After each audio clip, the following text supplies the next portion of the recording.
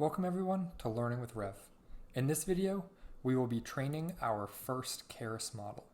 In our previous videos, we have loaded in the MNIST dataset, built our first convolutional model, and showed it with both the summary and we've plotted the model out. Next, we need to train the model. So the first thing we're going to decide on is our batch sizing. In any machine learning algorithm, specifically Keras in this case, we're going to batch our data together into groups of whatever size we want. So in our case, we're going to set batch size equal to 32. This means that 32 images are going to get passed in right after each other. So we're going to get through 32 images, and then the neural network is going to do its backpropagation. So we're going to feed forward 32, backpropagate, feed forward 32, backpropagate, all the way through all of our data.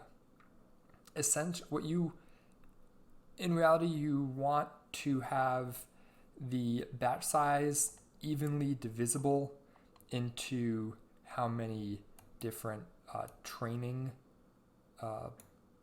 examples you have. That way everything does get trained. If it doesn't evenly divide into it, the last few examples won't be trained on, but that's not a huge problem for us.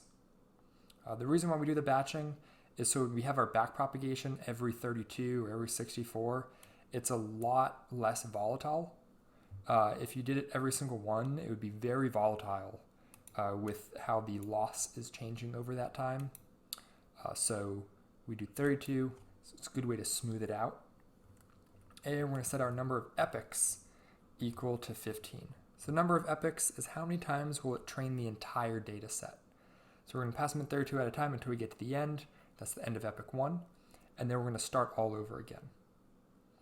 Next, we are going to compile our model. Model.compile. We are going to set our loss, in this case, equal to categorical cross entropy. So categorical cross entropy is our loss function that our network is trying to minimize. It is, we have categories, 0 to 9 in our case, and it's calculating the cross entropy between each one of the output of that last dense layer, really our only dense layer. Next, we are going to add our optimizer. Our optimizer is going to be an algorithm which the network is using to optimize the loss function. So I like to define my optimizer equals, in our case, Adam, which I don't think I have imported again. Nope. So we can import all of our optimizers from tensorflow.keras.optimizers. In our case, we are going to be using the Adam optimizer, which is a very popular optimizer. It implements the Adam algorithm, and it is an optimization for the stochastic gradient descent method that is based on adaptive estimation of first order and second order moments. So that is quoted directly from the Keras documentation. And if you want to look more into it, they do have a paper link there as well. Adam is the go-to optimizer. It was actually built from combining two other optimizers together, which is great. And we are going to set our learning rate inside of here. So we want to set our learning rate, we'll say 0.01. So based on how much data you have and how quick your network is learning, you will increase or decrease this. If it is too high, your network is not going to be able to optimize itself as well. It's not going to be able to find those minimas. It might get stuck in a local minimum. Or get stuck in a local minimum if your learning rate is too low. So if you think about the loss as a multi-dimensional curve on a graph. For example, if we just look at if you think about a basic x squared graph that is facing upward, so basic y equals x squared, you want to get to that lowest point. But if your learning rate is too fast, your learning rate is essentially how far your x movement is going to be. So if your learning rate is too much, you're going to hop between side to side. If it's too low, you're going to drop down really, really slow. And since it's multi-dimensional, it's not just going to be x squared. Otherwise, we wouldn't need neural networks for this problem. If it's too small, you might get stuck in local minimas. Essentially, we want to find the absolute minimum of the entire function. So we're going to set our learning rate equal to 0.01. For atom, we can add other things like betas, epsilon, but we are not going to do that for now. We need the basic learning rate, set our optimizer equal to my optimizer. Perfect. And finally, we're going to set some metrics. So these metrics would get passed on to, if we're using TensorBoard or some other program, or we could use matplotlib to graph certain parameters from training. And we're just going to pass in accuracy for now. We could pass in our losses, our validation loss. If we have a custom loss we want to use, our validation accuracy, any of those work. And finally, we're going to compile, or we're going to fit our model to our data. So instead of fit here, we have X and Y. So we're going to do X train and Y train. So it's going to pass both of those in. We are going to set our batch size equal to batch size and epochs equal to the number of epochs that we've had listed here. Next, we're going to set our validation split.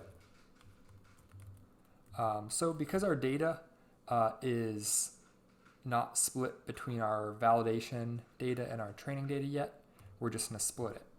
So our input data, as we know from before, has 60,000 elements. So this is going to take 10% of those. So 6,000 of them are going to be validation.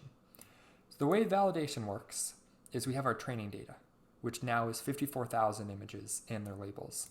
They get passed in 32 at a time throughout the whole network. At the end of those 54,000, we finish the epoch. The training of the network is essentially frozen, and then we pass in our validation data. As the validation data is getting passed in, the parameters of the neural network are no longer changing.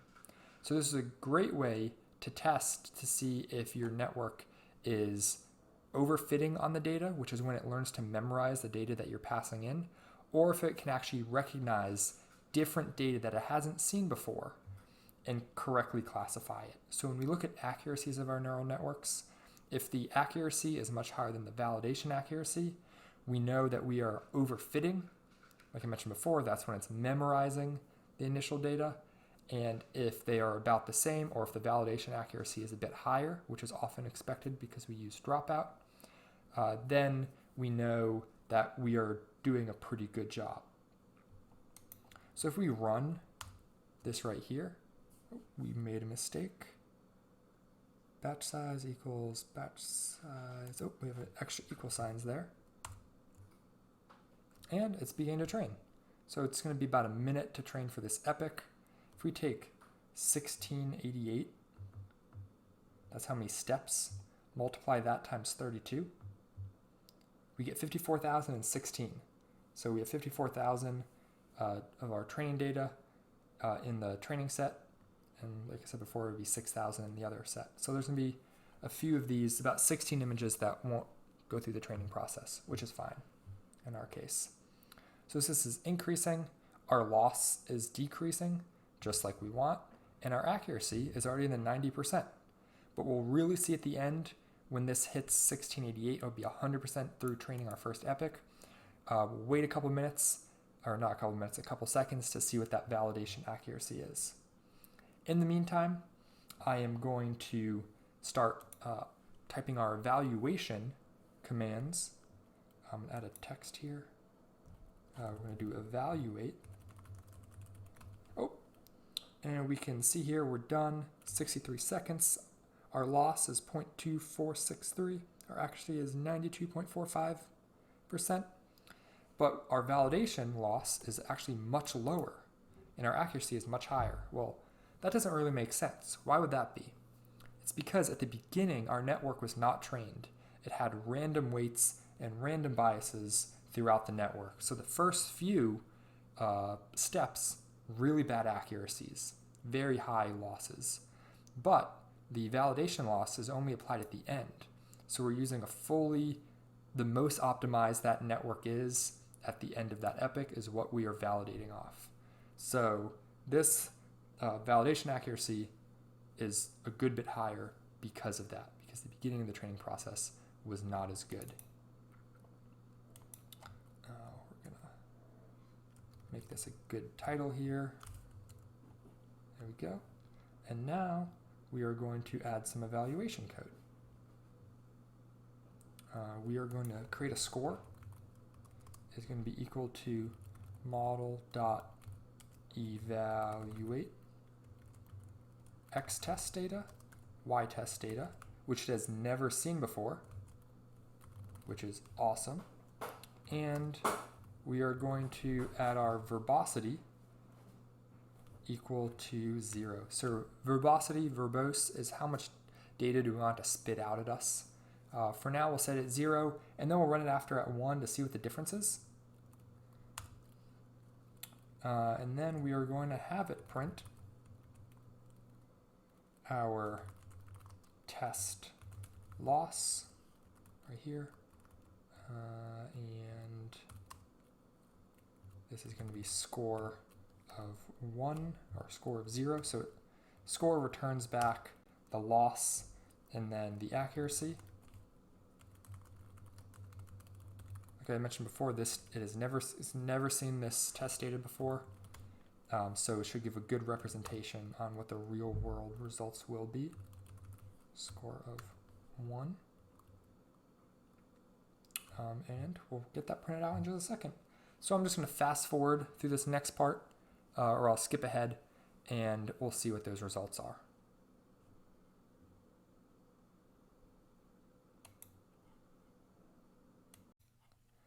So our training just finished with a final accuracy of 98.84 and validation accuracy of 98.73.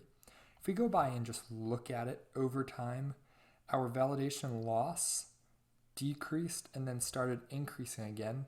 So we were definitely overtraining, not really overfitting in a way, because our limitation wasn't really the data, it was that our learning rate was a little too high. In a future video, I'll talk about how to optimize this. We'll add more layers, and we'll add dropout, and we'll add a variable learning rate. So learning rate decreases over time. It's called learning rate change on plateau or learning rate decrease on plateau. So we could pass in a metric that we would want, let's say our loss, and if our loss stops going down, it will drop the learning rate, so hopefully it does improve. But this is just a good example here, pretty high accuracy. We're going to evaluate our model now. If you remember, we built this as it was training earlier on, and we'll see what it does. It's calculating based off that x test and y test data, and our test loss is 0.073. Our test accuracy is 98.6%.